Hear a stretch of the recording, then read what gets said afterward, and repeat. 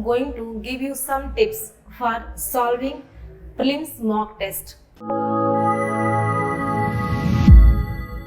Hello guys, my name is Anupma Jaiswal. Here I am going to give you some tips for solving prelims mock test. These are here is strategy for prelims mock test. First thing to do that, go thoroughly through prelims and main syllabus. Second thing, revise the content at least 3 to 4 times. Third thing is join the test series of any coaching center. Fourth thing is, if anyone is not able to join the coaching center, please join online test series. Also, if anyone is not able to join online test series, then buy the mock test from market. Sixth thing is set the time for 2 hours in your mobile phones or watch.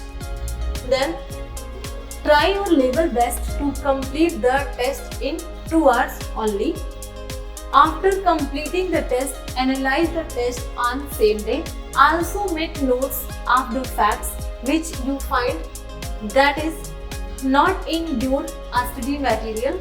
This will boost up your preparation as well as your confidence while solving the mock and going for the prelims examination in your exam hall. Thank you guys.